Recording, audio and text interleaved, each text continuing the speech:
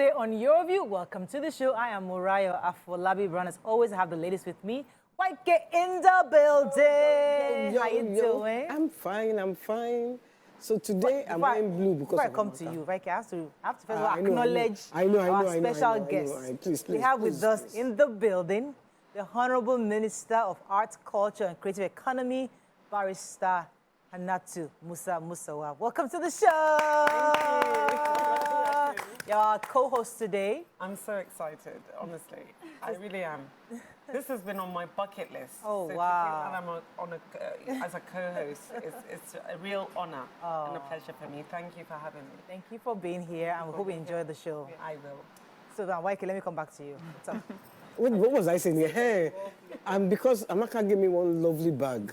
Oh. A blue bag from Nisi. McNisi. Oh my God, lovely. So I'm wearing it. I'm going to do a video with the bag today. So Yes. I had to honor Amaka today. Yes, sir. I'm So sister. How you doing? Amaka fresh. I'm fine. Looking fresh as usual. As always, it said don't never look like your problems ever. So yes, I'm good. Staying positive. Today when I woke up, it started raining. I said, oh, not today. So I decided to wear something to like boost, the energy in the room and, for my day. And I hope you're having a good day too today. I love the glasses. Thank you. Yes. Yanga Lagos as always. Yeah, it's very cute. Honorable Minister, let me come to you. So what are you doing in Lagos? Tell us about what's happening. How was your morning? How was yesterday? What's happening? The life of Africa is actually in Lagos. When you come from Abuja to Lagos, it's like a whole different experience. Right. So, the portfolio that I have, of course, art, culture, creative economy, you can't really do anything without touching base in Lagos. So I was here to do a stakeholder engagement with possible investors in the space. So I'm excited to be here. I really am. And, thank you, Mariah. You were part of the event yesterday. So I'm looking forward to do more engagement in Lagos, because if you want to build the creative industry, the cultural industry, Lagos is your base. It is. Lagos it is. Mariam Longa, how are you? I love your ensemble. Thank you. I love it. Thank you so much. I have to say, I did in honor of the Minister, Arts, Culture and Creative Economy. So this is something I've always had, and as you know, I talk about sustainability. Yeah. So I just rewore it a different way, it's just our African ashoke, and I just wore a traditional ceremonial attire in a way that is corporate. That's all I did. Nice. Absolutely. I think I'm going to copy this. I need to get exactly. So yesterday, as the Honorable Minister said, I was hosting the event, and it was really interesting to hear so much about what the ministry is doing. I mean, usually the creative industry says that, oh, they don't have the same support for the government, there's no structure, there's no infrastructure there, there's no system, there's no backbone. And here is a minister saying, listen, this is the plan.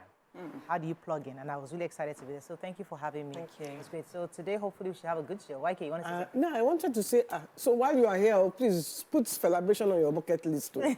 Celebration is 14th to 20th of October. We're going to expect you, especially for this symposium. Yeah. I'm inviting you. I am inviting you. I'll take your phone number and invite you as a special guest. Well, I'm accepting. Yeah. Yay! You love it. Do we have time? Yes, we do. Thank you. I remember when you were doing your interview to become minister. Yeah. YK said one of the few ministers that she was looking forward to was you. Do you remember when you said that? Yes. So I just thought this must be such a thing for you. I wanted to remind you. I broke down like a bubbling pool. All right, let's go on a very short break. When we come back, we'll look at the front pages of the paper. Stay with us. We'll be right back.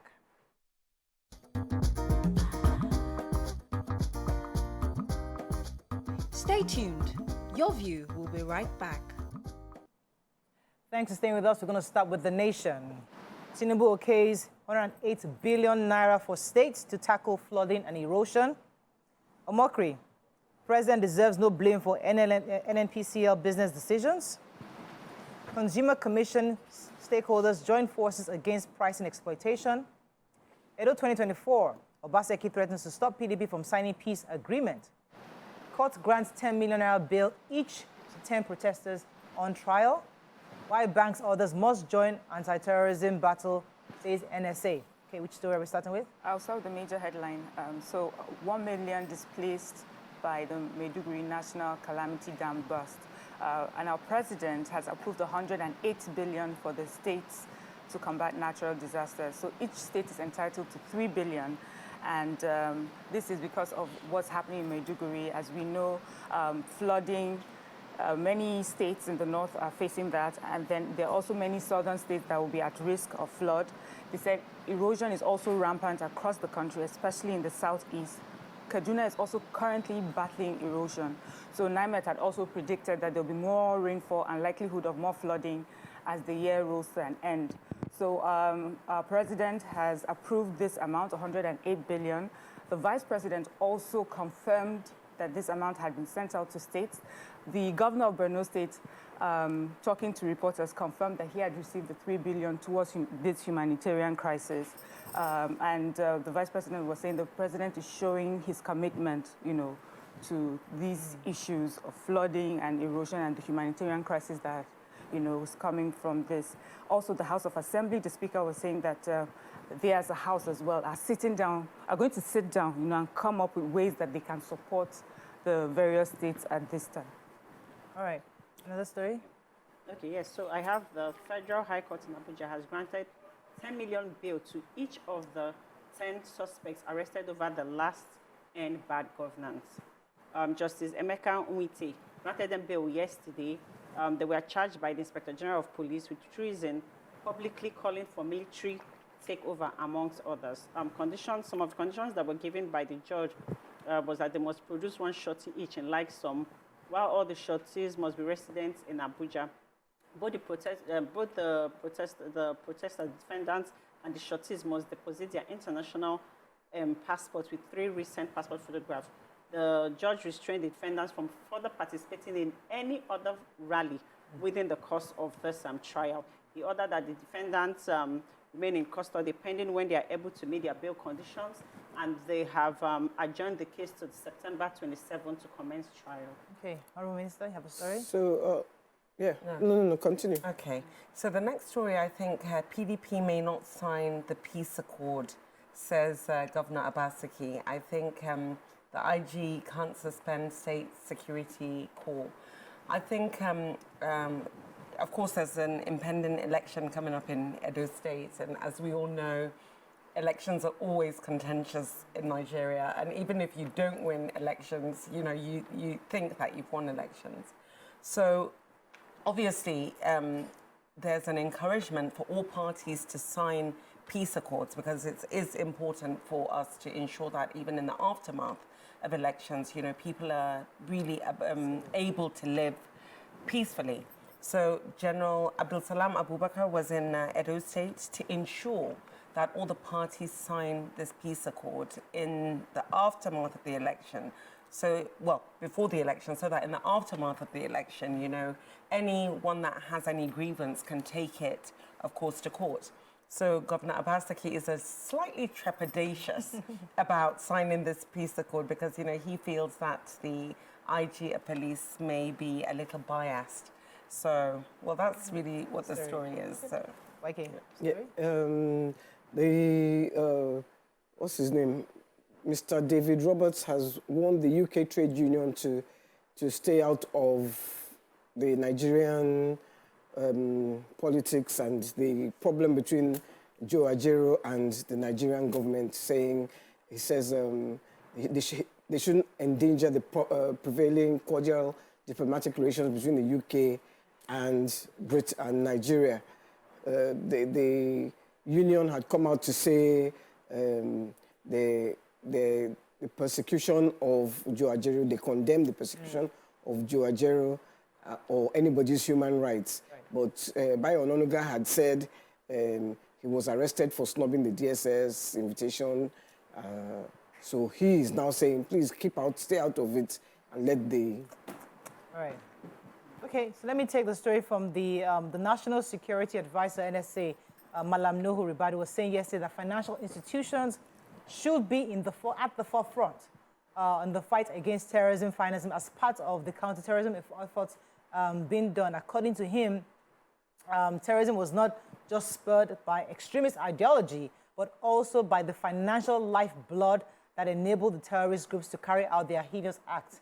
He was speaking yesterday at the Nigerian Army Resource Center, where it was the third counterterrorism seminar that was organized.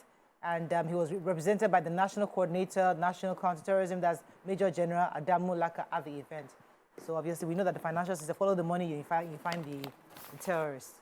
Moving on quickly now to the Punch. Borno flood, 1 million persons affected, 414,000 displaced. Hunger protesters get a 100 million naira bill, barred from further demonstrations. FG to register untitled lands. Student loan beneficiaries lament delayed allowance. How government spent $50 billion excess crude funds, says NESG. Mpox, that's monkeypox outbreak spreads to 23 states. And INEC warns against violence as police deploy 35,000 officers. Okay, which story? One story for the break. Okay, I'll take the Mpox. Okay. So Nigeria has recorded 67 confirmed cases of monkeypox from 1,031 suspected cases in 23 states and the FCT. This is by the NCDC, that's Nigeria Center for Disease Control and Prevention. It was disclosed that, okay, so a whole list of the states, but because of time, I'm not going to take them all. So the agency is optimizing surveillance in states to ensure accurate detection, and they're working with Port Health Authority to prevent the importation of clade 1 of Mpox into the country. The Port Health Authority is also working with border states to ensure prevention of the clade into the country.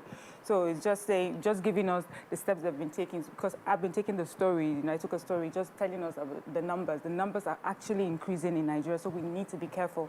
And I'm happy that they're working, with border states to prevent people coming in. When I came in, they took my number. So I'm sure that was because if there was any case of me too. On the plane, they would just isolate all of us. I just said, hey, please, we'll go. That's what they're doing at the airport. Not monkey. It's a way of... Another story, take one more story for the break. You have a story? Okay, yes. Okay. Go ahead, so, the beneficiaries of the federal government student loan scheme across the country, they are lamenting the late payments of their monthly stipend. As we all know, Nelfund commenced payment of students, the loans, the school fees, and the students are saying that, thank you, we are grateful that you've paid the school fees, but then we need the monthly stipend because the economy is really hard. If not, we can't survive. Yeah. A total of over 20,000 students from 6 tertiary institutions were said to have been paid the sum of 20,000 naira each as at July stipends, but till now they've not gotten their August stipends. And also, most of them that spoke on it, did that anonymously because they were scared of being victimized. Also, the heads of the institutions are pleading with the federal government to increase the 20,000 naira monthly stipends because they feel that with the economic situation and hardship in the economy, that the kids can't really cope with that 20,000. 20,000 can't do so much or enough for them.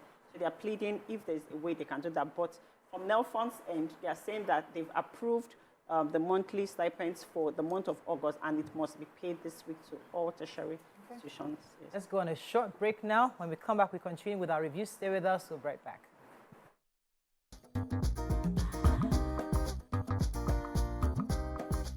Stay tuned.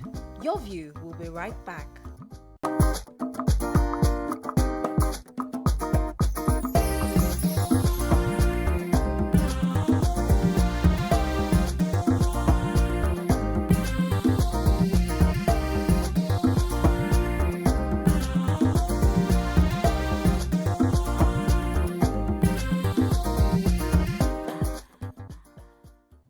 Thanks for staying with us. We're still reviewing papers. Punch, Mr. have a story? Yeah, of course, yes. The federal government is trying to register untitled lands. So the Ministry of Housing and Urban Development has commenced moves to address the issue of unregistered and untitled land in Nigeria, which is, I think, about, he said, 90%. And just to think of the revenue that is lost from, untitled land tax, it's something I think that is necessary. And even for just data, for mapping, these are the things that we need to do in Nigeria to ensure that we have proper information about not just the land, but in every sector. I think data mapping is quite important. So, yeah. I have a story one from the NESG. So the Nigerian Economic Summit Group has explained how the state governors spent the country's $50 billion excess crude account in 2010, which would have served as a buffer for subsidies and other pressing financial concerns of the nation. If you recall, I remember that time, even before that time, when Okonjo-Iweala kept saying that, listen, we cannot spend this money. And the governor said we must spend the money. They took it to court. So he said that if you recall, the global financial crisis of 2007 and 2008 had minimal effects where the substantial fiscal buffer, the EC, that's the excess crude accounts, which greatly shielded the external economic shocks. But however, the state governors approached the Supreme Court, got a court order to declare the ECA illegal, giving them the basis to share the domicile funds. So instead of us be using our saved money to pay for subsidy, we're using money that we're collecting to be paying for subsidy. So governors that shared $50 billion are part of the problem. It says that the federal government disbursed $50 billion funds to the 36 state governors between the president, late President Musa Yar'Adua and the time Jonathan took over. So they were just giving that the report on that. Okay. Have they said what they did with the money? Those governors are no more governors now. They don't carry their Igba, enter house. Moving on now to Son. We can not only tell you what the paper is saying, we can discuss it another time. I'm just wondering, because all those governors now, they are no more governors. Yeah. They are senators. But they are alive and well. They are senators. They are senators. Daily Sun. Military out to ensure 2.2 million barrels per day oil production quota. Edo Guba PDP may not sign peace accord. Obaseki tells Absalami. I think we took that story already. Inflation. FG considers zero duty on food imports. Government to convert $300 billion unregistered land into viable assets. Terrorism provides cover for other crimes to thrive, says the Chief of Army Staff. Flood. Kano confirms 49 dead, 226 communities affected. Cholera, Lassa fever, other kills. 1,056 in 2024. Okay, which story are we starting with? Okay, I have in the Sun. So, our government, in a bold effort to tackle rising food prices and provide immediate relief from inflationary pressures, has proposed a temporary zero-duty levy on selected food imports. So this is coming from the Office of Director of Information and Public Relations of the Finance Ministry. So this happened after a meeting, a closed-door meeting with our Minister for Finance and with the Nigerian Customs Service Board, and sat down and they came up with what they have described as a temporary measure in a critical period. So this is not a long-term thing. And it's because they are trying to meet up with the supply, with the supply crisis that we're facing right now. But they're saying that this government is committed to long-term solutions. This is just something that they have to do right now. And the ministry was also very complimentary of the Nigerian Customs, saying that they have been doing a lot, they've been doing a lot in safeguarding the nation's economic interest and also maintaining efficient functioning of customs processes. So I don't know how this will sound to a lot of people who are invested, in the food business here in the country. How this will affect domestic production is what I mean. Okay, another story, Son. Who has? Minister, you have? Yeah, I will. Right. I will piggyback from the story that my sister earlier on said. It's still really about the flood. There's a flood disaster, the food shortage that has come out from that, and the federal government is commiserating with the Borno government, and this great concern about the food shortage and commodities in Maiduguri and Borno State. Thousands of people, residents, have been struggling just for survival. We're talking about, of course, people have died, complete food shortage, disease. There's just so much from this flood, and one would have thought that every single year we deal with the issue of floods. Head on. Right. At this point, we need to ensure that we put infrastructure in place that will be able to mitigate that. And I'm really hoping that after this specific disaster, you know, we really look at how we approach the issue of infrastructure in a way that will factor in the point that there's going to be rain and, you know, we need to really do something to mitigate Another this thing disaster. is because the governor had talked about disease. Yeah.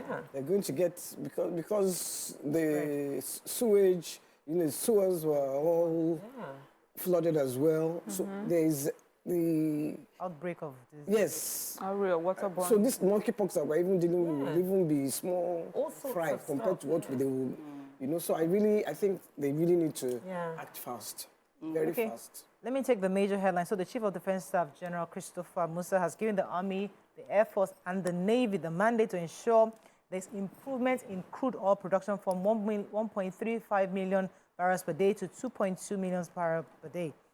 General Musa gave the charge while inaugurating members of the Defense Joint Monitoring Team at the 6th Division Nigerian Army Headquarters in Port Harcourt, Rivers State yesterday. He urged the team to liaise with all security agencies and other critical stakeholders to bring all bunkering-related crimes to a standstill in the Niger Delta region. The CDS clarified that the essence of the task force was to ensure security production of crude within the Niger Delta. Okay, I have a human story. 9 persons have been killed in a tragic auto crash that occurred yesterday along the Kano-Zaria Highway. And the Federal Road Safety Corps are saying that this was caused by wrongful overtaking.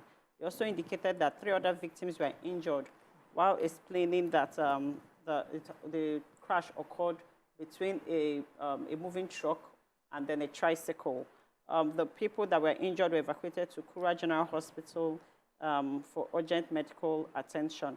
And they are extending their condolences to the families that were affected, and they are pleading with road users to please take it easy, especially during this rainy season. Yeah. When trying to overtake, you know, the roads are slippery, so that let's take extra care, you know, to avoid other sad stories. My condolences to the families that their lives were affected. Okay, our final paper, The Vanguard. Let's find a story we've not taken. IMF to FG, protect the poor from impact of petrol price hike. Treason, court grants 10 hashtag end bad governance protesters 100 million naira bill. Finance Minister Customs meets to implement zero duty on food imports. State of the Nation, Tinubu's government is sliding into fascism, says Anef Afenifere. Borno flood, we are still trapped, can't access work business places. Okay, which story? I have Justice Emeka Nwite of the Federal High Court in Abuja granted bail to 10 activists who were being prosecuted by the federal government over the recent hunger or end bad governance protest. He says Justice Emeka says he was inclined to grant bail to the defendants because they were able to prove with the evidence brought before the court that they were actually just protesters. But, you know, the case before them, they're facing 6 counts in connection with alleged treason, intent to destabilize Nigeria, conspiracy to commit felony, and inciting to mutiny, which is punishable under Section 97 of the Penal Code. The defendants were also accused of making an attempt to force their way into the seat of power, during which they reportedly burnt down a police station, injured police officers. They're accused of inciting the Nigerian public against the government, destroying several public property, including a police station, high court complex, and national communications.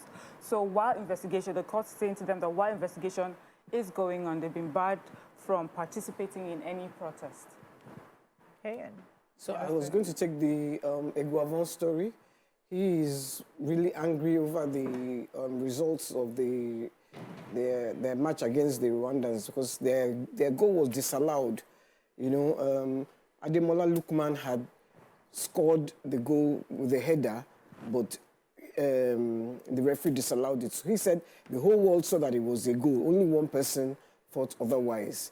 So he was angry about that because we have given them that clear 3 points against. He says the Rwandans were even jubilating because they too felt they should have lost the game. But he did praise the Rwandans. He says African football has come a long way and they did well. Okay, I think that is what we're going to take on Vanguard. I was going to take another story, but let's move on quickly to the Nigerian Tribune. Let's find a story we've not taken.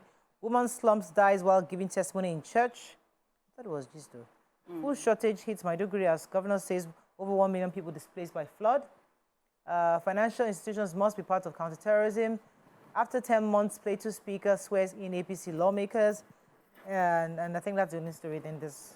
Yes. I have one story that I missed out. So the Ààrẹ Ọ̀nà Kakanfò of Yoruba Land, Iba, Gani Adams, wrote an open letter to our president criticizing the administration, saying they have become indifferent, insensitive, and unresponsive to the plight of Nigerians. And it was going on and on about how people came in, believed in the Emiloko mantra, and then over the months, they've seen how dollar has gone from, how petrol has gone from 200 naira per liter to 1,000 naira per liter, that hardship is really real.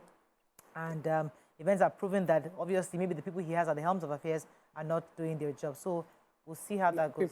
He sounds like a very disillusioned. Yes, it sounds like a very pained, pained person. But why do they always write open letters? I don't know. So that everybody knows that they are. Yes, that look, my hands are clean. I don't talk my own. No. And maybe access as well, because that's another direct thing. access. So open letters.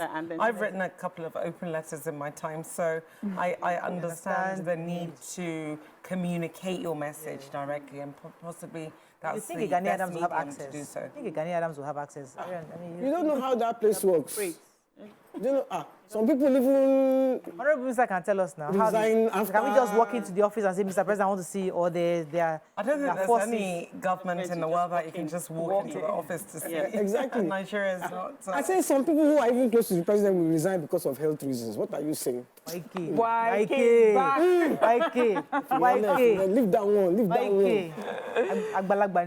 Leave that one. Let's go on a break. That is why I can say what I can say. Yes, you know, you're allowed to. When we're going to go on a short break. That's all we can take on Front Page. We're going to come back.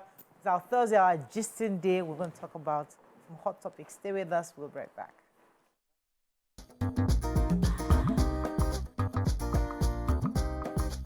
Stay tuned.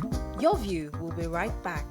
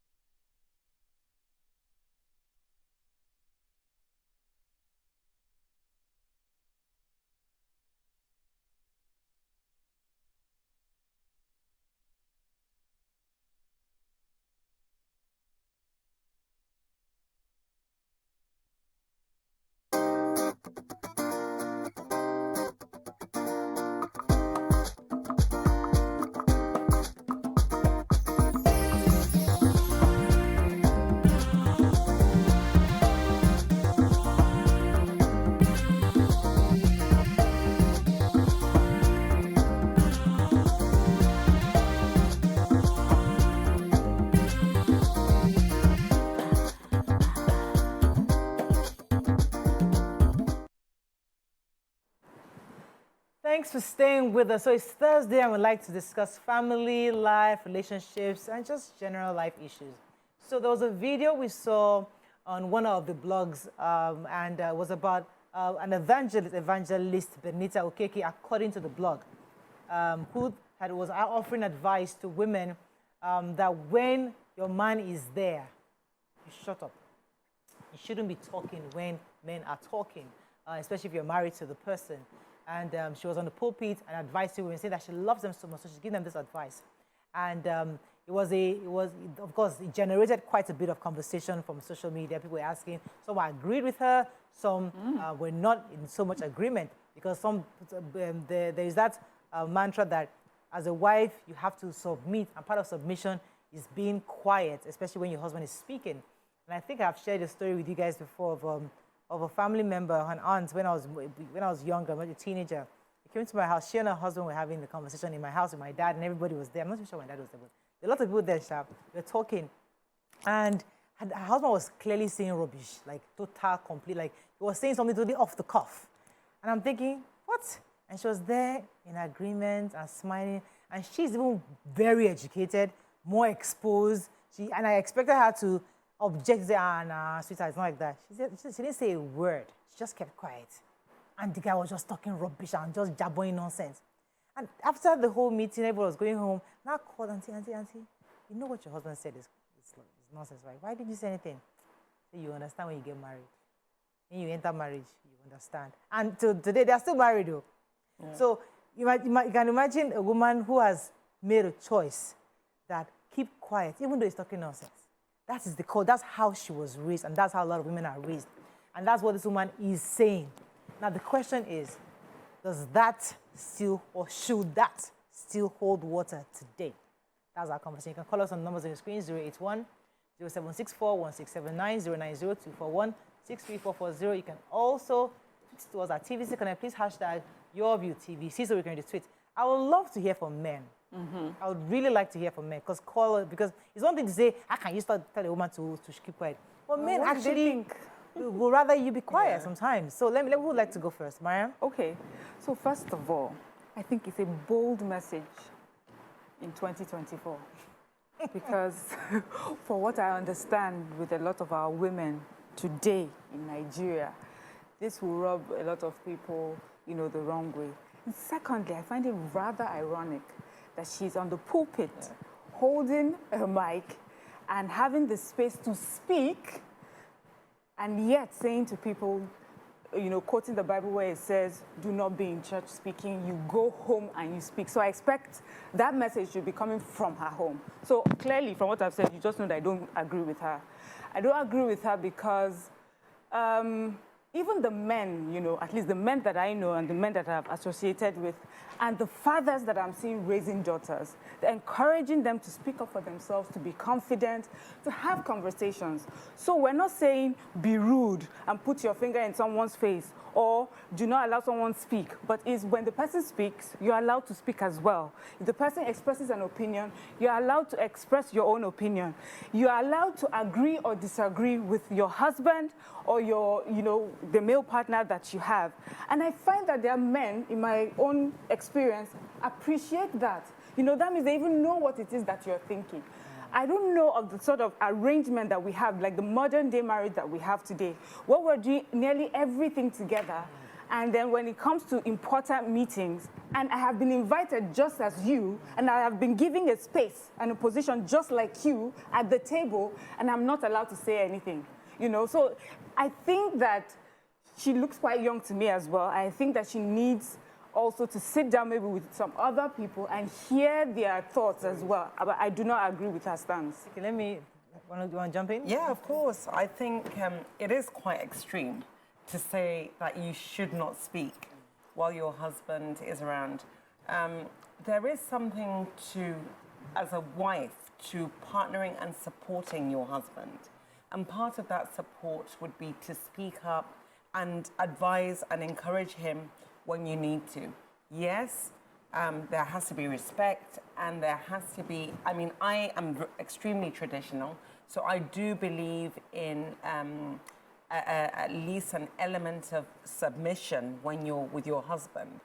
But to the extent to say that I cannot speak, I mean, that is pushing it too far. And I think for her, where the problem is that she's on the pulpit. And, you know, this will... Yeah, and, you know, this will give a lot of...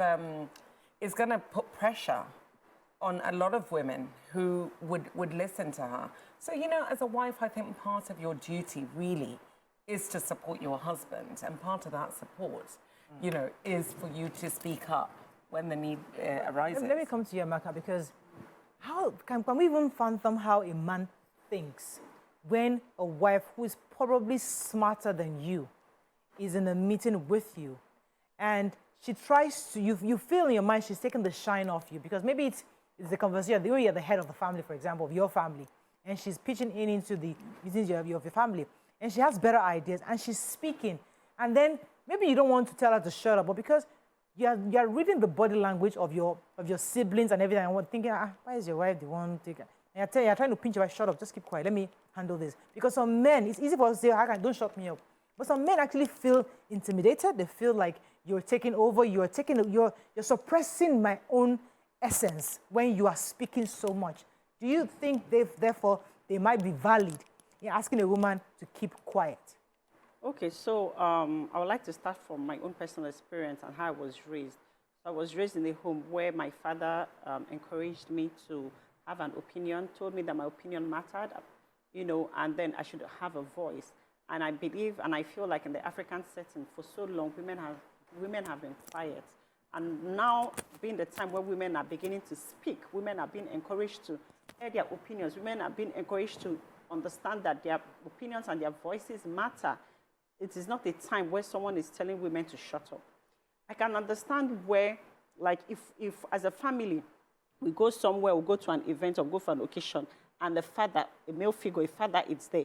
Usually, you find out that everybody just waits for the father to lead, for the father to speak. I can understand that. But if a husband and wife, for example, is going for a meeting or they're going somewhere, I would assume that they must have had a conversation at home on what are we going to speak on? What are we agreeing on as a family? What is our opinion, our take on this particular subject matter? How are Sometimes it doesn't happen like that, Amaka. Is it just impromptu? Yeah, it's just impromptu, yeah. But then if, as a man, you're out with your wife and you say something, she has a right to not have the same opinion or agree with what you're saying. She's a complete human being. But you should do that in public.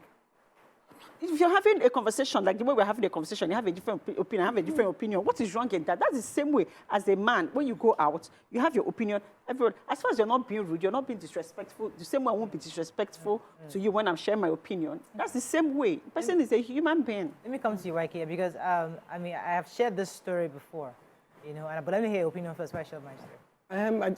I would have loved to interview her and ask her, what if it is the other way around? If the woman is talking, will he shut her up if he has a contrary opinion to her? Or if she's talking like your auntie, if it was your auntie talking rubbish, would the man say, hey, be quiet, you are talking rubbish? Or would he respect her and wait till they get home and say, Oga, auntie, what you are saying there? Because me, you know, the topic we treated on Tuesday when we said the women will now go to England and they will drive the woman out of the man out of the house. It starts from what we do here. Yeah. When your husband will be saying the thing that you don't agree with, you keep quiet because I'm a submissive wife. You are pretending. You are pretending, and when you now when you jackpot, you will show and we said that pretense is part of marriage because sometimes pretense is part of. But let us not. Some people can say, "I don't pretend."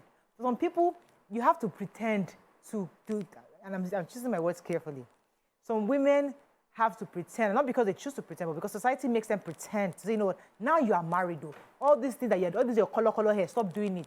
You're now a married woman. Now, she now suppresses her love for green hair because she's married now, she has to look a certain way. So it's all pretending like I am this person, but this is who I really am. So we all somewhat kind of, maybe pretend it's too much a strong word, but we all kind of compromise. I don't use compromise because sometimes it's not a compromise, it's a total 360 from what you want. Yes. But the reason, I think I have a call up. Hello, good morning, thanks for calling. Good morning. You're live. I need the volume, please. Yes, my name is Gideon. Hello, I'm calling Gideon. from You're live. Thanks for calling. hear him. Hello? Go ahead, you're live. Yes, today I'm calling from Ottawa. Like I said, you see, I'm a pastor, and in most cases, they use the Bible as an excuse to shut women up in a Christian gathering. In that Bible passage where Paul warned women against talking, it was because when I read the Bible commentary, it was in Corinth, and the women in Corinth were known for being cantankerous. So Paul was advising them to stop this their cantankerous nature. See, our God is not a confusion. When you look at the Bible, you see several women that were great men of God. There was Deborah, who was a judge in Israel. There was even Paul himself. 2 of his daughters were described as evangelists. And I've forgotten the Bible passage now, pardon me. There was even another woman that Paul described as a fellow worker in the vineyard. So it is absolutely unbiblical to say that the women should keep quiet. That is from the religious perspective. Then from the cultural perspective, I think it's all this mentality of men is always right, men is the head of the house. If the men are the head, then who is the neck? Women should be allowed to talk. They have the, like Mariah said, in most cases, you might discover that the woman is even having better and better contributions to make. Thank you very much. That's my opinion. Okay, thank you. So I know shutting up is, as you said, extreme. I like that word. But there are cases where your man expects you to not, I don't want to say disappear, but to somewhat just not so shine sometimes because he wants the floor. Yeah. So should women still take that cue when the man says, when you feel like, okay, let me just act like I'm here. I'm not here. I mean, if I can come in here, I think sometimes the machismo ego, sometimes you as a woman, you really have to manage that. And I like the point that you made that I think to say pretend is probably not the right word. And I loved what the pastor said when he spoke about the neck and the head. Sometimes you have to lose or take a step back to win. And if the man wants to take a more active role, you can do that. He's the head, he or you the head. You as a woman are the neck. So basically you're the one who navigates the head. So sometimes I think what I often see with women in the household, sometimes, I don't know whether manipulative also is kind of a harsh word, but in your situation, you have to look to see how you can manage. Sometimes you have to lose to win. And like I said, often I've seen situations where those marriages...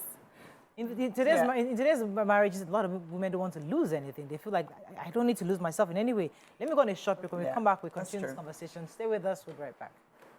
I don't know whether manipulative is the right word, but sometimes these men... Stay tuned. Your View will be right back. Thanks for staying with us. We're still discussing this topic. Mariam was going to say something. Yes. So I think I think context matters when you're discussing, issues like this. When as young wives and young mothers, you'd hear the older women say to you, you need to apply wisdom in the way that you speak to him. But I found that, especially with the much older women, was that the way that marriage was arranged at that time, everything, the financial authority, everything was determined by the man. And the woman had to sort of find a way around him, so that he's always in his good graces. And if you don't have the wisdom that they ask you, that they ask us to imbibe, then you lose out. Because, and also maybe you're not just you're one of 4 wives or one of many wives. And how do you make sure that you get your own, part of the, what I'll call national cake? So that happens. But now I'm talking about the modern day marriage that many of us, have. And where the wisdom will come would be that is the wisdom that it has to be practiced by both the husband and wife. So if a husband feels that when we go for our family meetings, when you speak up so much, it makes me look bad. Sis, please don't come for my go to our family meetings with me. Or when we go, just keep your opinions to yourself. But the woman understands that it's not because I'm saying, shut up, you do not have anything reasonable to say. It's because for these people who are not even, you know, what they think or what they do should not affect our own relationship. A woman is likely to understand that. So if, like, you know, the caller that said that the particular quote that she mentioned from the Bible was about very noisy women during meetings, their voice. So yes, if you do have someone, a spouse, male or female, husband or wife, who seems to just talk over people, always arguing and quite argumentative, it's good to say to them, there's a way that you need to have a conversation. Stop screaming, stop talking while I'm talking, and if you need to disagree, there's an agreeable way to do it. That's a different kind of conversation. But that general shut up, the reason why we're taking it up is because there used to be a time where it was expected for a woman to shut up and only be seen. There was a time, I think I've shared this story also before, there was a time where, in fact, even my husband always holds it against me anytime we have a fight. So many years ago in our old house, so my husband was trying to help a woman, one of our neighbors, who was obviously, her husband wasn't around, she was alone, and she felt that one of the neighbors was always turning on the generator and the carbon monoxide was getting into her window. So obviously she has complained to us. My husband, being the man he is, you know, tried to appeal to the other neighbor who was doing that. That one, obviously, after a few appeals, wasn't listening. So one night, the lady came to our house and she was crying. Her son couldn't sleep, was coughing all night. So my husband, out of anger, turned off the man's generator. The man comes out, was angry, fuming, and then they started throwing punches. Now, as a wife, yes, you're right because you're trying to fight a good cause. But you turning off the man's generator without his permission or even knocking on his door, I thought that was also wrong. So I'm telling you, so my husband and the two men were trying to fight, and I'm holding my husband and saying, Brown, stop it, stop it. Until tomorrow, Brown reminded me how I was telling him in front of everybody to stop it when he was trying to, you know, he felt that at that moment, I should have stood by him and not say a word and just fight for him. But I'm thinking, you were also wrong for just turning off another man's generator. I mean, yes, the man is wrong. We've tried to appeal to him, but come on, let us be civil here. And so as a woman, he expected me to just don't say anything. All I wanted you to do was just stand by me and be fighting the man on my behalf or just be Well, to be very honest, so in that situation. To be very honest, if I were Mr. Brown in that situation, I will fight you. Because why are you... You are talking about, I will help him. We will throw punches together. We will fight that fight. I know that it's probably wrong, but I will fight that fight. Exactly. So that's I also expect that if I'm outside throwing punches and you're with me, I expect you to throw the punch with me. This is not even man and woman matter. This is even friends. When we enter house, you can correct me. When it comes to fight or something, now let us bring that example into this. So a man is saying, it's a conversation. So it's not a fight, it's not punch. We're having a conversation. And you are speaking, and I'm speaking as a man. And you have a contrary opinion. You're not speaking alongside me. You have a contrary opinion, and you're not saying it. You expect you to shut up.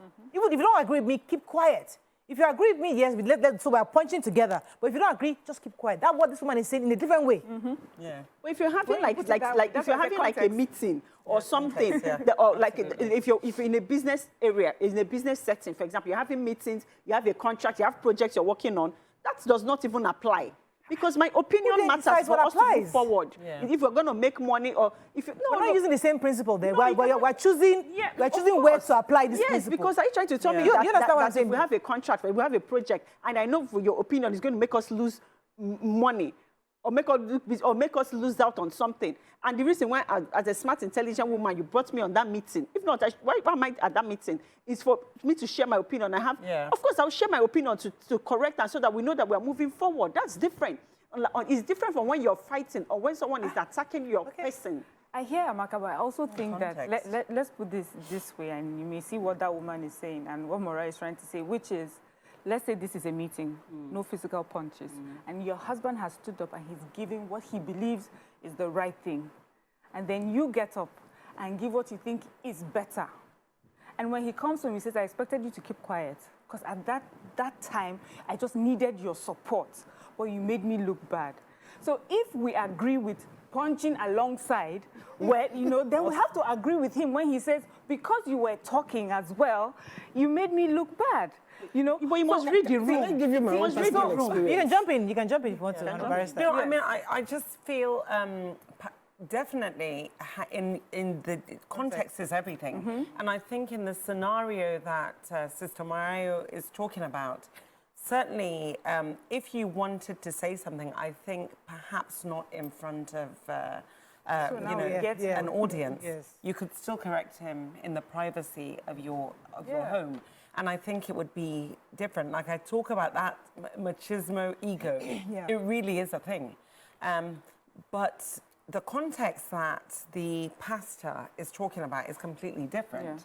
Hers is quite on the extreme of the spectrum, whereby she's saying that you cannot talk when your husband is around. I mean, so you're not even able to support him.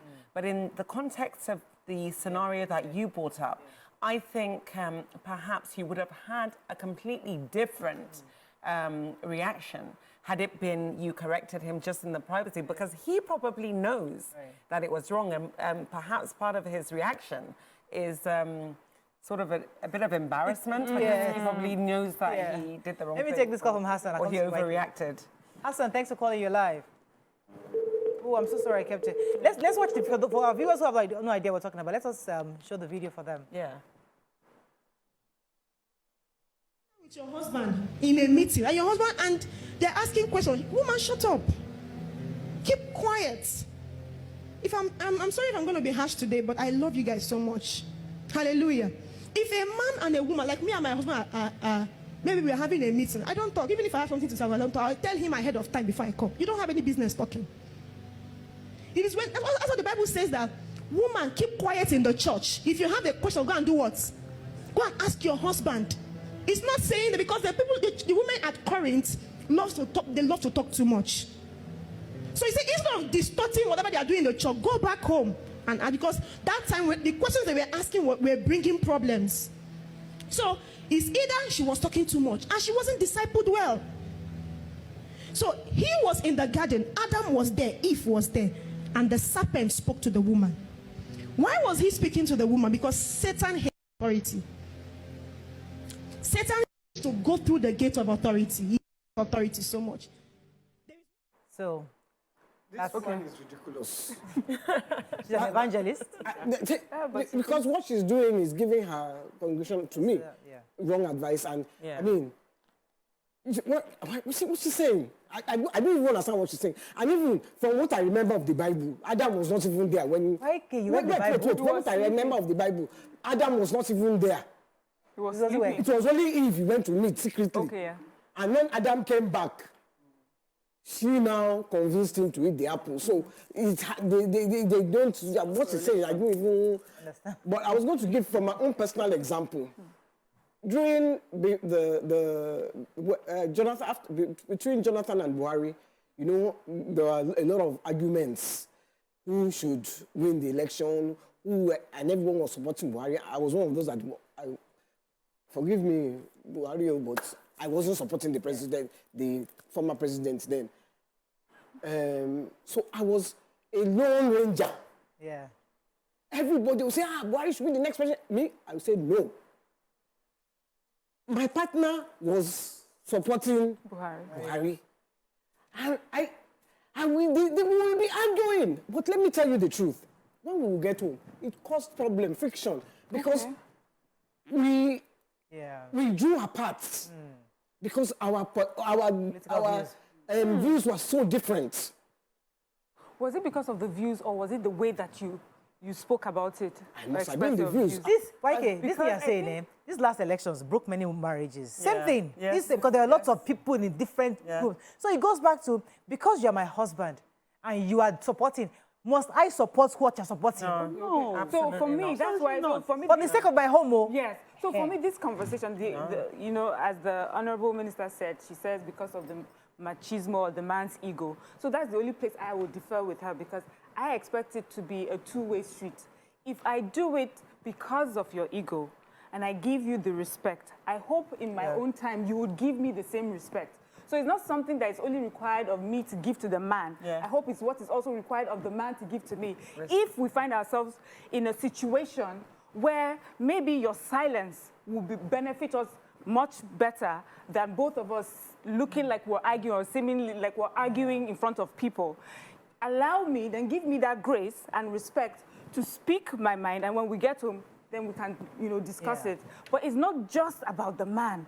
Only the man is allowed to speak. Only the man is allowed to have an opinion. And if you're at a table that you have also been invited to, do not speak because your husband is there. I don't agree with that. Okay. Yep. Okay, so like there's something I always hammer on all the time. I always say, please marry your kind.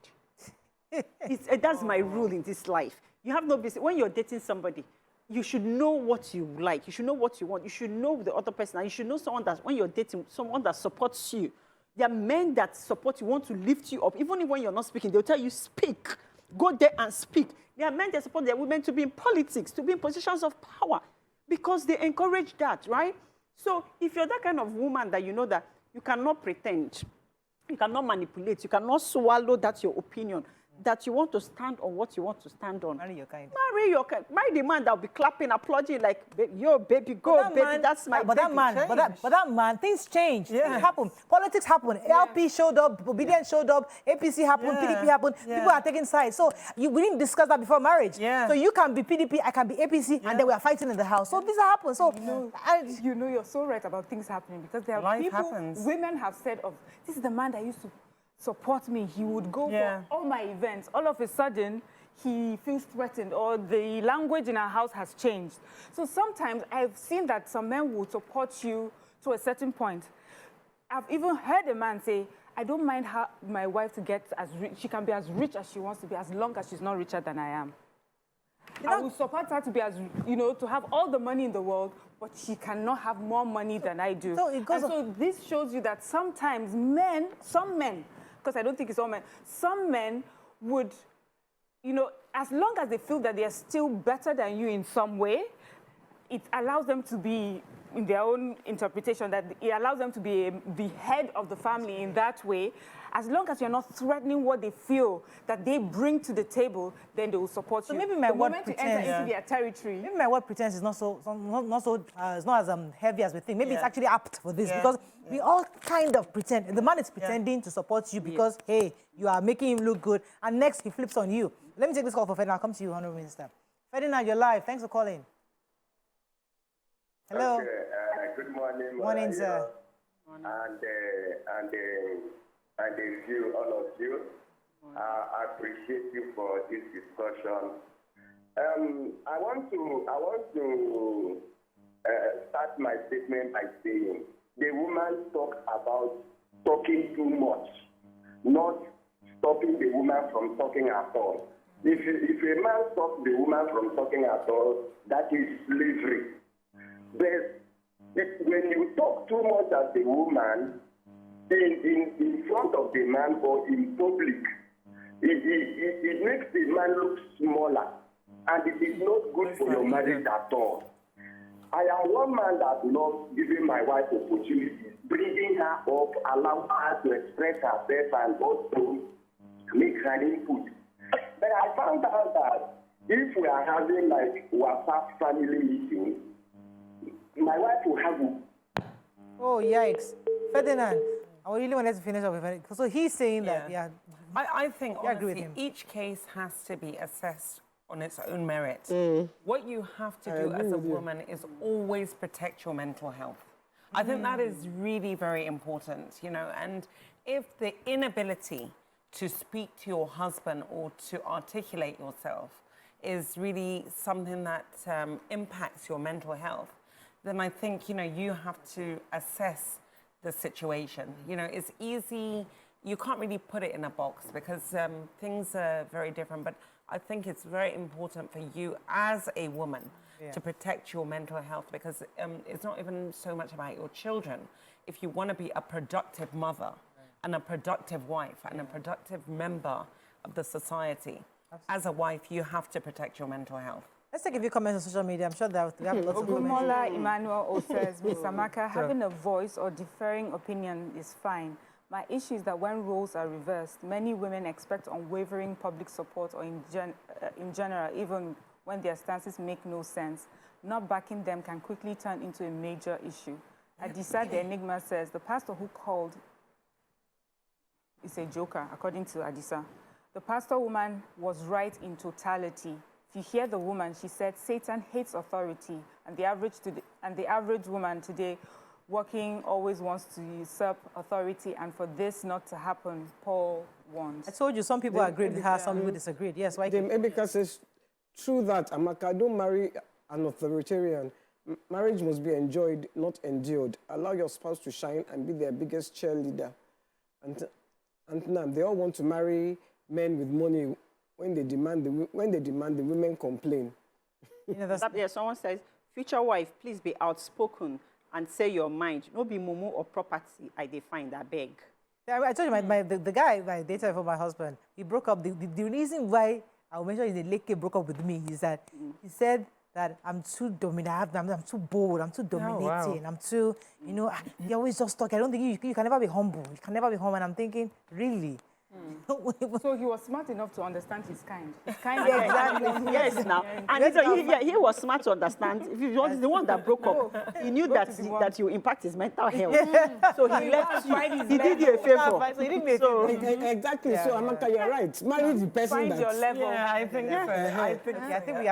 we can wrap up on this. But, yeah. Let's go on a short break. When we come back on take on our next topic, stay with us. We'll be right back.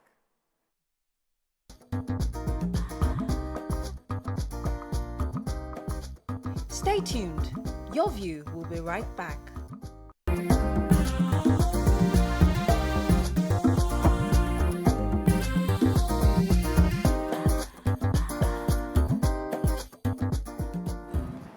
Thanks for staying with us. Before we move on to our next topic, we have quite a number of tweets and comments. Go ahead, Maria. Vincent Stevens says, but it's the truth. She's absolutely right. After he's done talking, she can also talk. If both of them are talking, they will not hear each other. And Longevity Daniel says, but she's right to a certain point. We don't know her reason or what warranted the said teaching.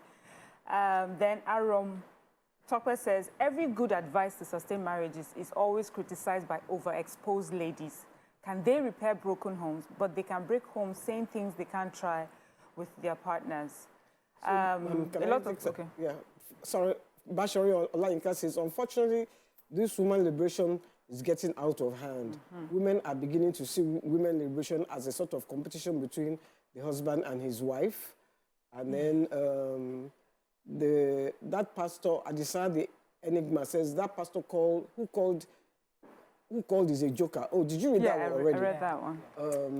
And then he also says, God bless the honorable minister for the wisdom she had learned. The honest truth is that even as highly educated as she is, she shocks me as a traditional woman.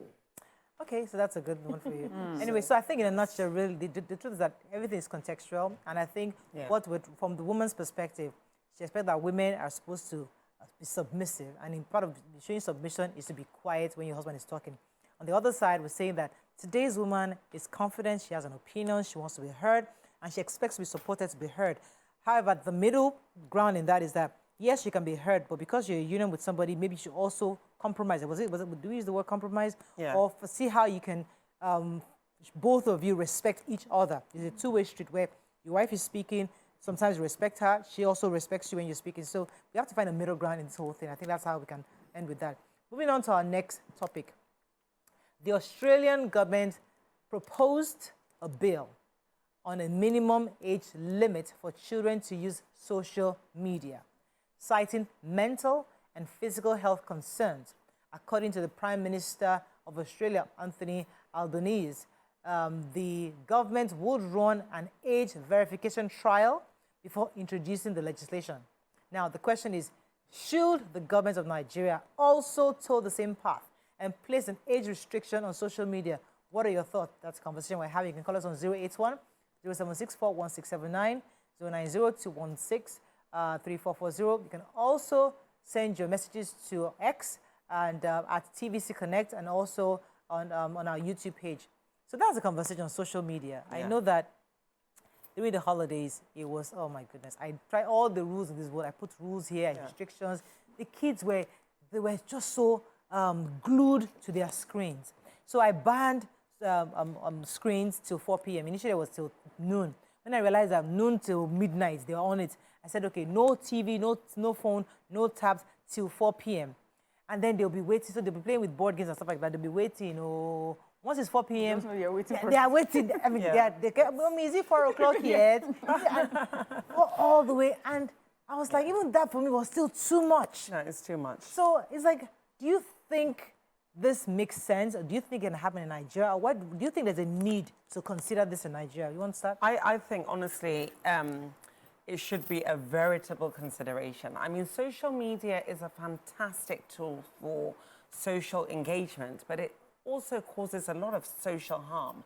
And really, the concern for me as a parent and just as a member of the society is you see a lot of young people really becoming social media addicts, and they have access to information that really they have no business having.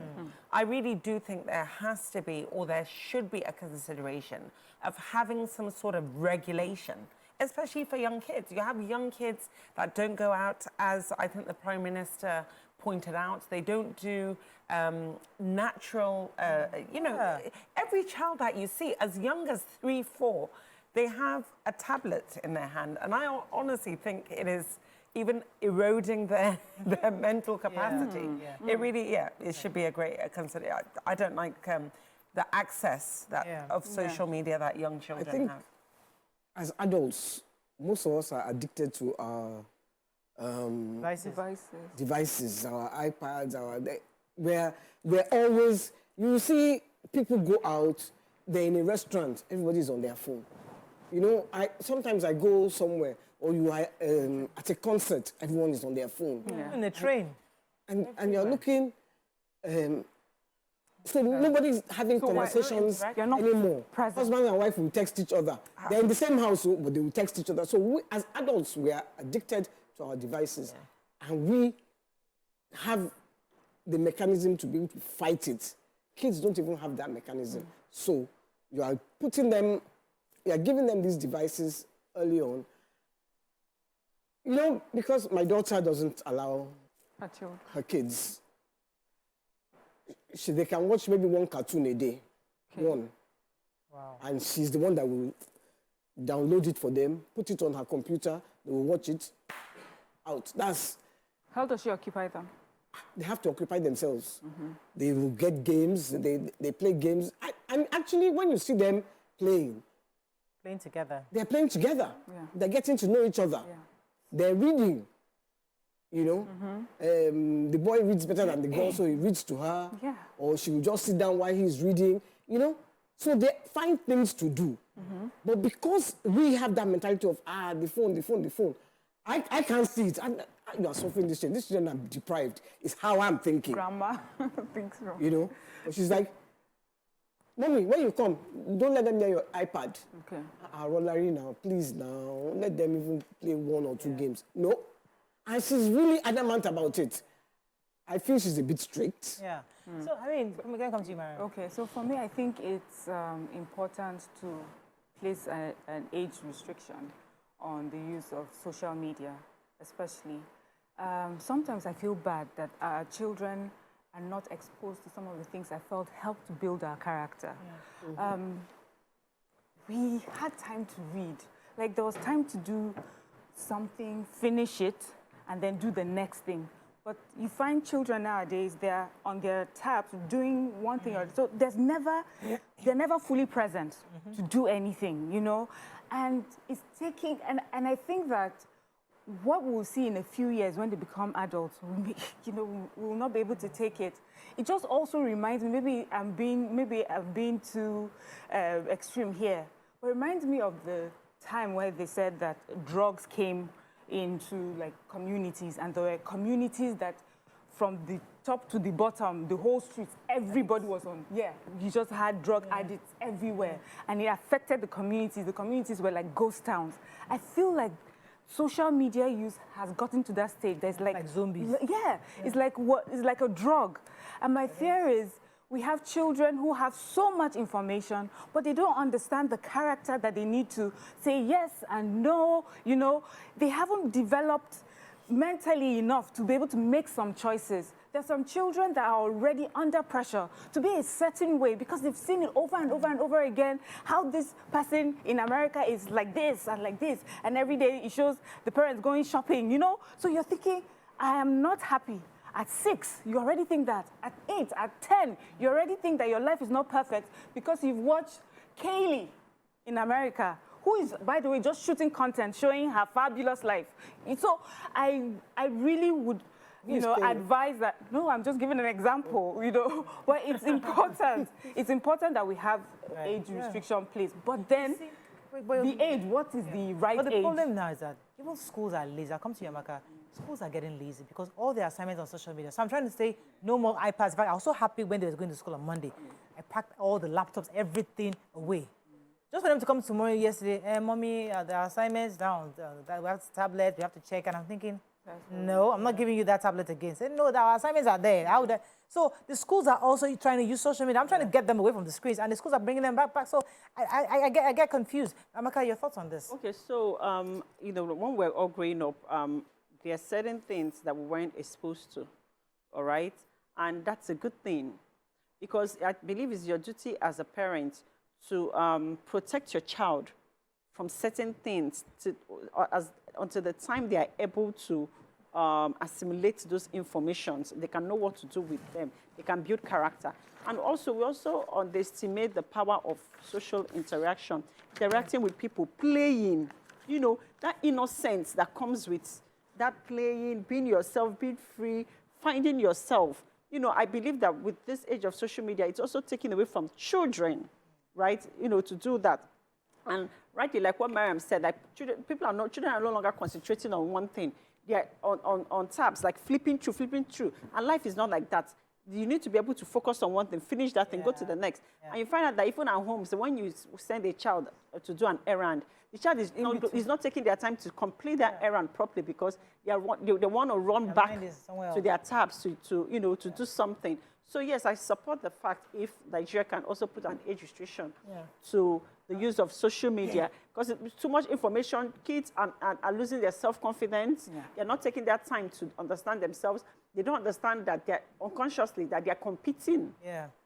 So that jealousy, that competition, that envy now begins at an earlier age than it should. Can I also say I agree with Sister Amaka, because children now don't have the ability to develop those social skills. And, social media can be very toxic. You have heard stories. It puts unnecessary pressure on young children. And for me, with the ministry of my ministry, that component of culture, what you find is with social media, our children have lost these values, our ideals, our traditions. They learn it from social media. So I think it's very important, honestly, to consider putting that age restriction so that we build, as you said, character. And they understand who they are as Nigerians. And then, they can have access to it by the time they have that character. But where I get confused is that the world... where I get confused is that the world has passed Ludo. The world has passed all these things that we've done. I mean, I tried to buy those board games, and they played it for like maybe 1 or 2 weeks, and after that they were done. There was the other one, Scrabble. I bought lots of games for them. About 2 weeks after, they were done. They played it back to back, and they felt they were okay. So the point is that we are saying the world has evolved. Everything is on social media. Even we are on social. My kids come to me, I'm hearing their staircase, walking up the staircase, and I'm also on my phone. I quickly hide because I don't want them to see me on the phone. Because the more they see me on the phone, they also want their own screen too. Yeah. So we are also not laying good examples for them either. Yeah. No. Okay, so this is where I would say where our fault is.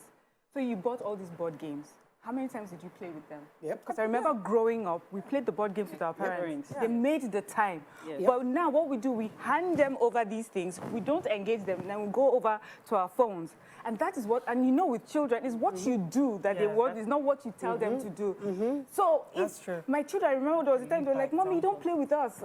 We wish you were the way you used to be, more engaging. So for us, and a lot of people explain this. They say for us, for our generation, we're so afraid of our children being bored from before they could say anything, you just hand them a tablet so that they are not bored. But boredom is important because it allows for creativity. Don't cry. Just take exactly. So if you allow a child to be bored, he will come up with creative ways to not be bored and build character and build all sorts of things. So we also need to tell ourselves, this parenting we're doing, are we as involved as we should be, or we're also distracting ourselves from parenting with our own devices? Bless you. This is Elizabeth. Thanks for calling. You're live.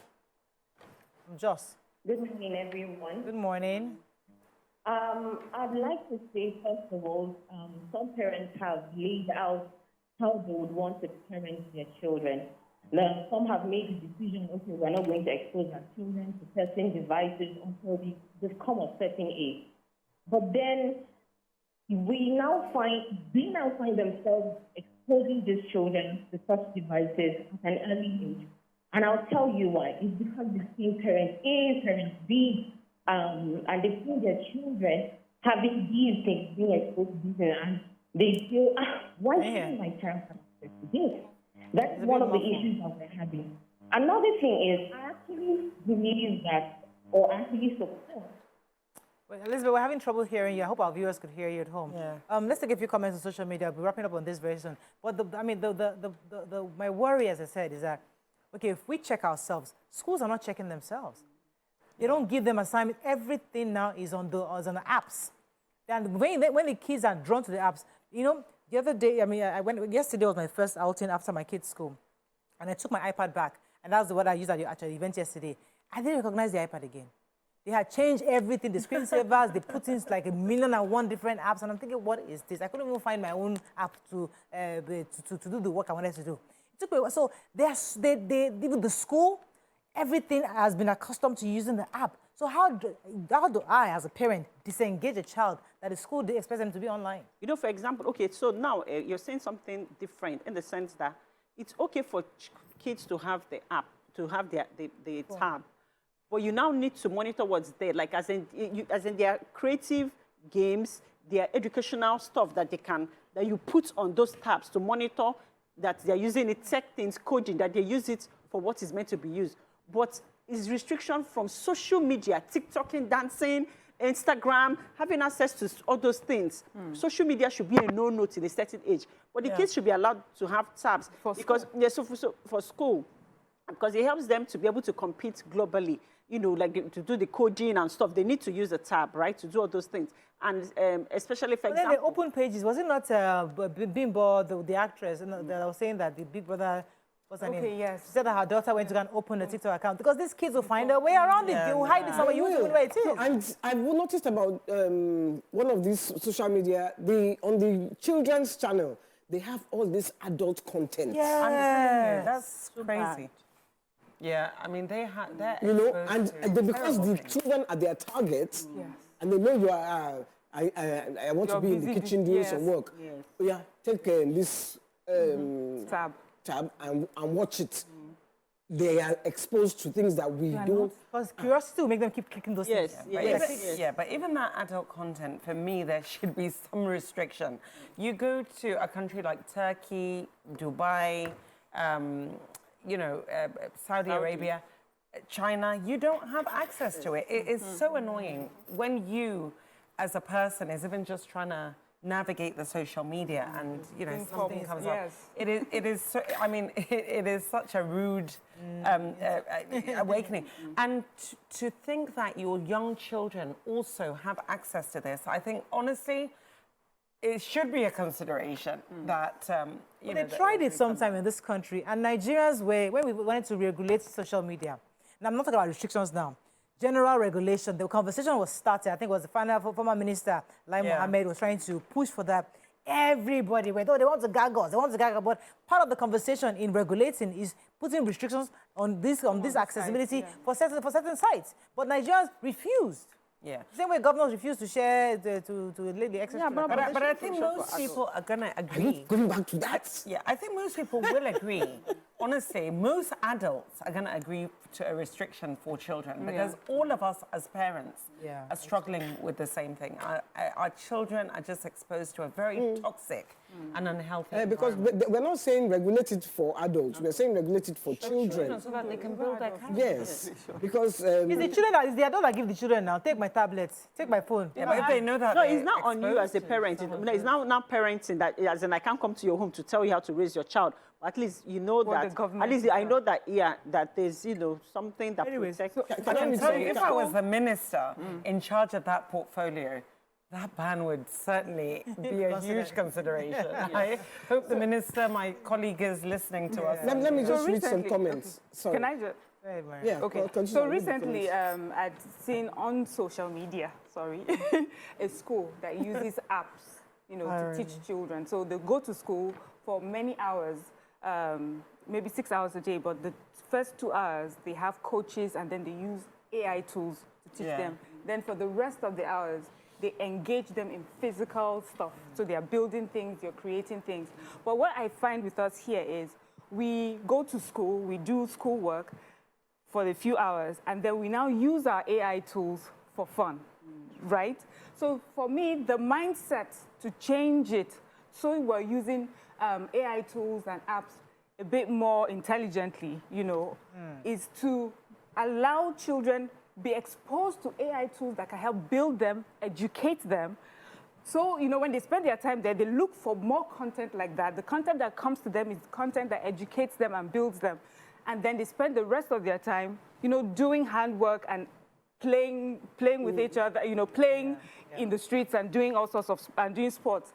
So that need to watch other people's lives and follow the trends and follow, all that would be limited. Someone here is saying boredom is a way of making you creative. Yeah, yes. Mariam said that. Mariam said that. We have to wrap up on this, but I think really, absolutely. I think in a nutshell, really, to wrap this up, in a nutshell is that it's something worth considering because kids today are addicted, and we say that the world does need them to be online, but they must be educative. It must be such that it's actually stuff they're doing that can help them build their creativity and become better citizens, not stuff that will harm them or affect their mental health. That I think is something we should consider.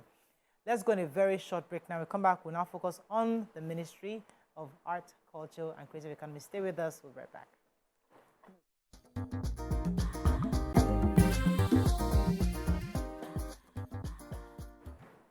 Thanks for staying with us. On this segment, we will be focusing on the Federal Ministry of Arts, Culture, and Creative Economy.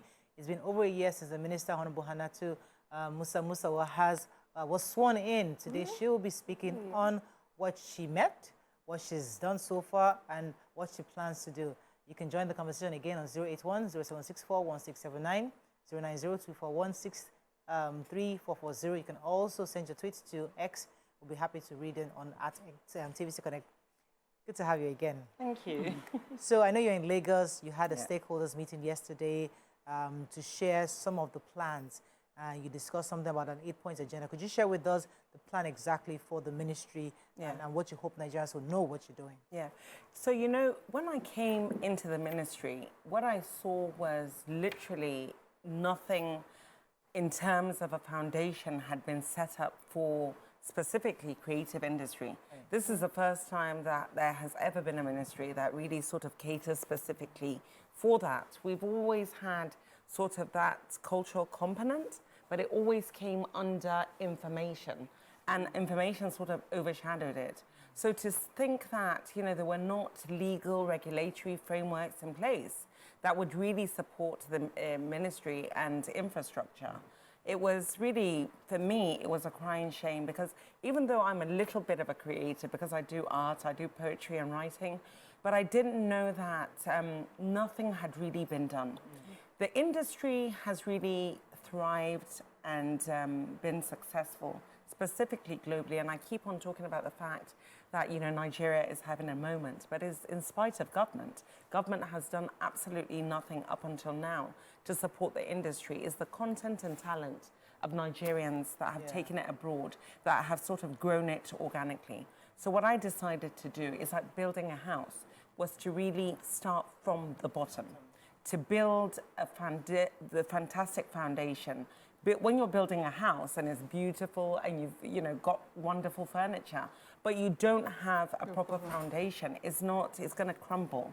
So in order to do that, at the beginning, what I did was I wanted to do a proper deep dive and research. So I brought in some of the best minds and cerebral organizations in the world to help me look at, the work has already been done in other climes. In South Korea, you can see what they're doing. In Japan, in America, what they've done with Silicon Valley. So I knew that there was a lot of value here. So I brought in BCG, EY, McKinsey to do a deep dive, to do research using these benchmark countries and to sort of come up with a strategy which we can localize to see how not only we can, I wanted to do, well, the president told me he wanted an economic expansion from the industry, and also he wanted job creation. So we looked at it and I saw, like I said, there was no framework in place. So of course, when you're talking about putting up a framework, you have to look at the policy. I came up with an 8-point agenda, which Destination 2030, the issue of policy, IP policy. To think that there was no IP policy to support the industry, for me, was a crying shame. So, you know, we did a stakeholder engagement across the full spectrum of the industry, which is at least 49 subsectors. So it was not something that I could just do alone with a team. I wanted to engage members of the industry so that they can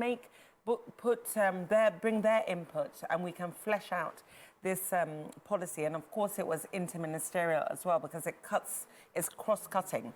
So together, myself and the Minister of Trade and Investment, Doris, we came up, we did this huge engagement. And I'm so excited to say that, like I mentioned yesterday, in 2 weeks, I will deliver IP policy.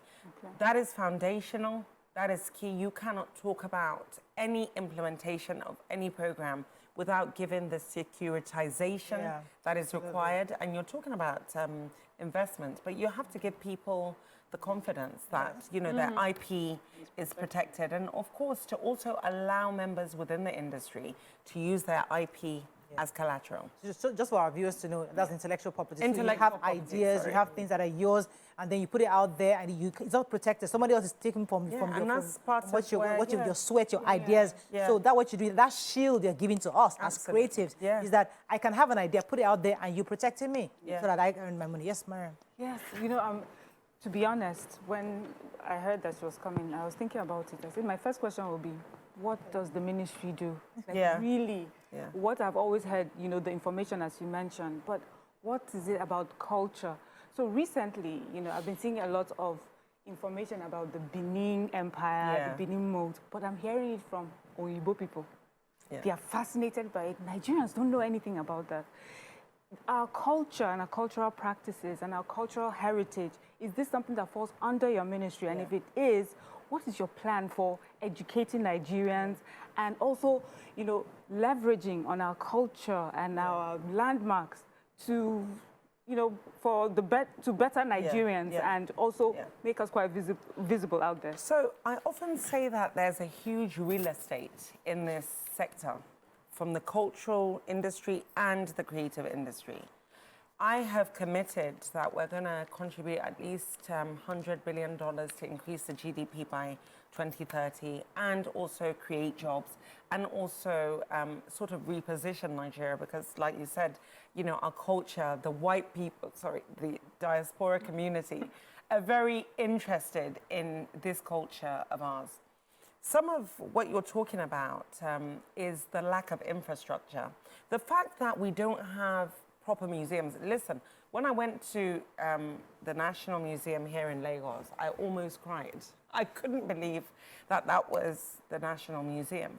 We don't have a museum in Abuja, the capital city. So this is where, when we talk about, you know, the Benin culture, where, you know, the diaspora community see worth in this culture of ours, in our history, these fantastic artifacts. We're talking about bringing them back. We don't even have storage to be able to do it. And I keep on saying that what we want to do is to do everything in the best interest of those artifacts. So when you're bringing them back, you have to build storage facilities, which we're doing.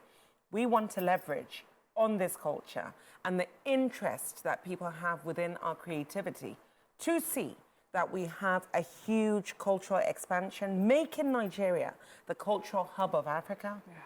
240 fantastic kaleidoscope of tribes, beautiful, wonderful, every single one of them. We want to use that to bring unity. we want to use it to reposition Nigeria, change the narrative of Nigeria. They talk about rebranding. I don't want to use that word rebranding. I want to talk about repositioning us so that when you go abroad, they talk about Nigeria from the vantage point of what we have to offer from our talent and our content. And, you know, this cultural expansion that we talk about, I want to close all the gaps that disallow us to monetize that particular sector. So, for example, the policy that we spoke about, I mean, it's very wide, so I'm sure I will not be able to divulge everything. But go ahead, Lamakano. Okay, yes. Okay, like Mariam, like what you said in terms of telling our stories, I know like Ebony, like Mwabudu, they've been trying. Yeah. But I just feel like so much of our stories, even like something as important as the Biafran War, stories are not being told properly. We are losing our heritage as a people. Even simple things as games that children play, you know, we're letting technology take over. Like even the Ogaswe that children play outside, even the Ayo, we call it Uncho, right? So I keep seeing people going for all these competitions. They'll go for chess competition, they'll do that competition. We need to start also creating the environment where we can even do all those Ayo on competitions, all those are local, so that we don't lose, because those games, traditional games, they teach you something. They teach you patience, they teach you how to think locally, so we don't lose our songs, how we tell forelogs, how we tell stories. Even around, you know, so that's very interesting because, you know, gaming and animation is a very exciting subsector under our ministry, and we are working on some exciting projects that will leverage on our culture to, I mean, we've developed one already, and it's almost at the point of almost complete, well, it's at the point of development. So we are doing a number of games and animation, just using that culture, our dances, just an expression of who we are, to ensure that we, you know, we talk about the children getting confused as to their identity and their ideals. So we're using that. I would love to share more, maybe more of some of the amazing things that we're doing in terms of all those subsectors, and maybe... I mean, there was something, I'll come to Wyke in a second, because I know that you also wanted collaboration, because I was saying that there are people who have organically built this industry. They've done it. There are people, you talked about Madhouse yesterday. I know your animation for HIP TV, Headis Awards. These are people who have built this thing. Now, your ministry is saying, I'm here to collaborate. In what ways can you collaborate with existing events or activities that's happening? And we have the National Theatre. How can that be accessible? For example, he shouldn't be traveling all around the world looking for Headies. They will have a National Theatre right there. So what can the government do? What infrastructure do you have available that can make existing industry activities more accessible for Nigeria? I mean, ironically, even yesterday, last week I had a meeting with Mr. Ayo, telling him I'm going to need him to bring the Headies back to Nigeria. I mean, I told him, it doesn't need to be in America. We have the Wole Soyinka Theatre. And I hope he's watching and listening, because I'm supposed to have a meeting with him after this. He went to see the Wole Soyinka Theatre yesterday, and I want to get his feedback, because we want to use that. That's a national edifice, which the Committee of Bankers have done an astronomical job. If you have never been anywhere in Nigeria, you need to go to the Wole Soyinka Theatre. That will make you so proud to be a Nigerian. They have done a fantastic job.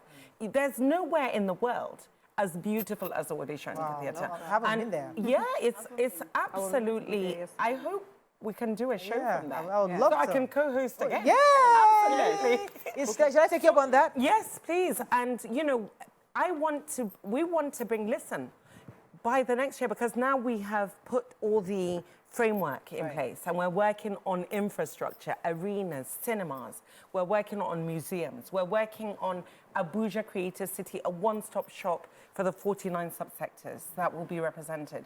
All over the country, we're working on the Renaissance Project, which is going to work directly with the states to use the unique peculiarities in the state to ensure that there's long-term sustainability of whatever the state represents in terms of culture and creative industry.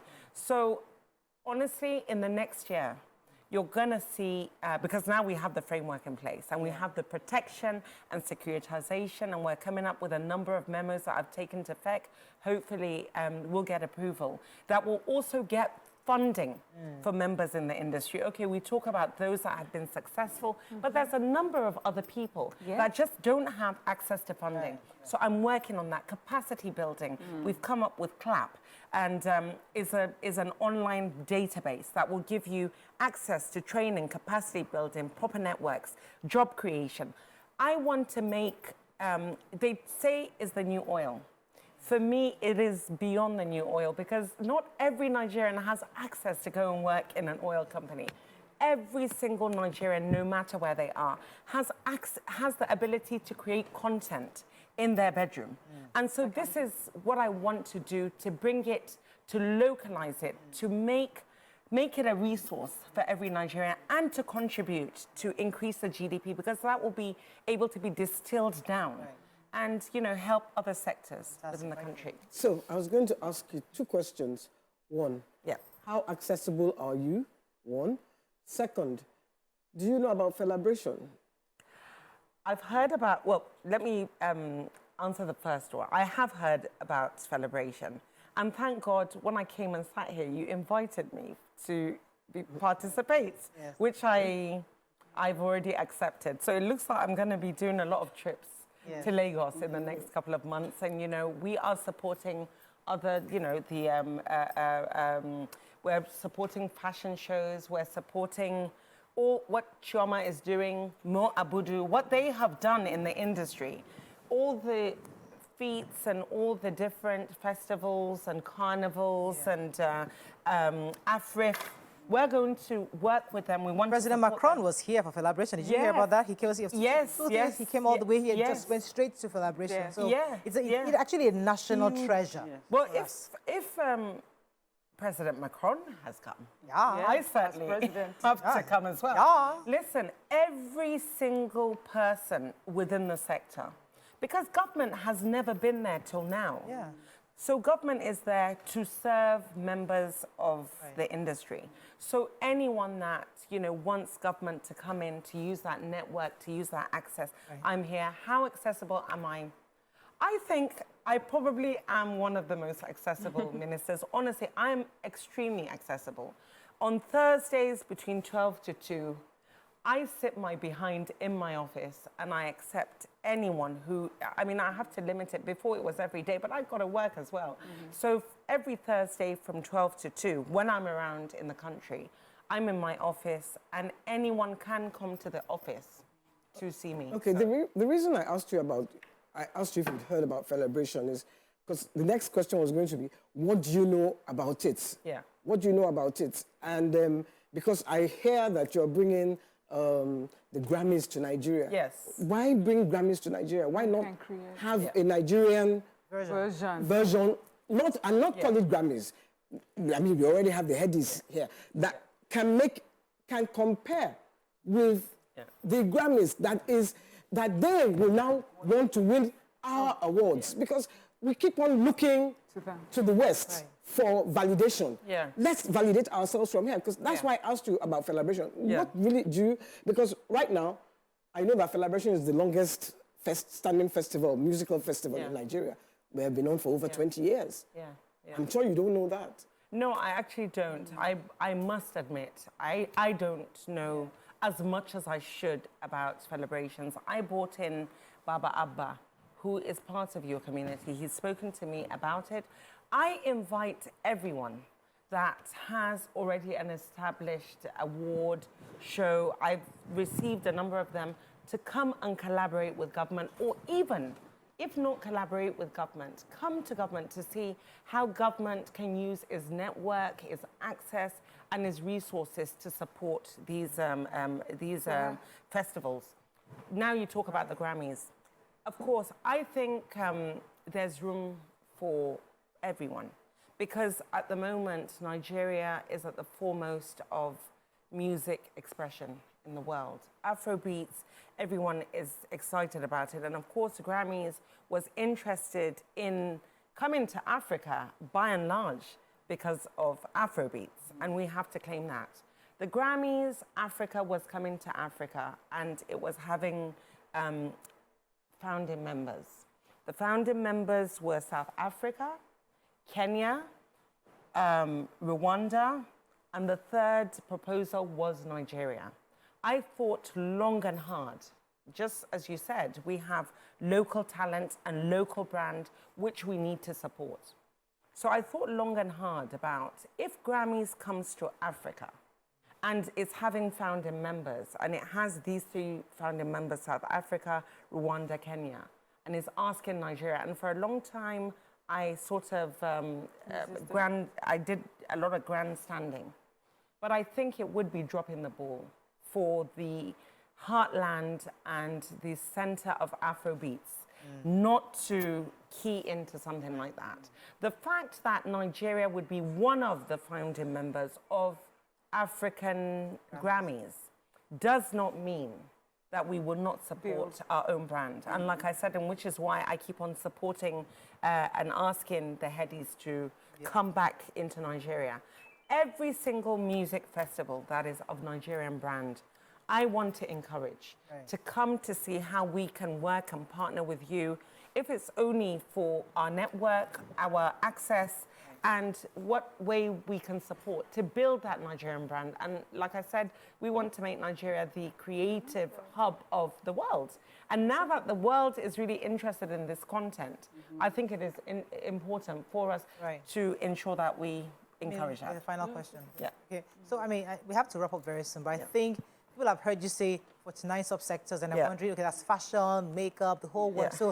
So we're expecting that government is building some kind of infrastructure to support these industries. Because many have been doing makeup, and all they do is just do makeup. But it's got to be a framework to support that industry properly. So hopefully when you finally launch, and when people can now start seeing how they can key into your plans. So let me give you the final 1 minute, just so summarize everything. Just to that, I want to say we do a framework to support the whole industry and the whole sector.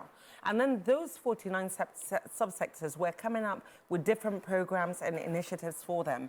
Just before I left Abuja, we came up for an initiative for the comedy scene, for the beading scene, the jewelry scene, the henna scene, the hair dressing, the hair, makeup, the cosmetic scene. So the architecture. So every single one of those has its own programs and initiatives. But like I said, what is important is for us to put up a foundation for everything. Listen, it's an exciting time for the industry, and I'm still looking to have input from members of the industry, which is why, these stakeholder engagements must take place, because I need people within the industry to continue to help us flesh out. They care about the industry. Thank you. So, you have money to do all these things. You have plenty of money to do I'm not sure about that. It's the partnerships that will bring the money. All right.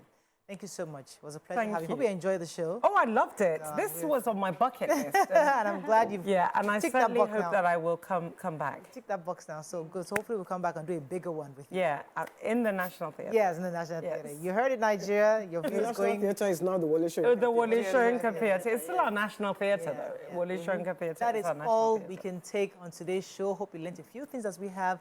Have a great day. We'll see you tomorrow. Bye for now. Thank you. Thank you. Thank you. So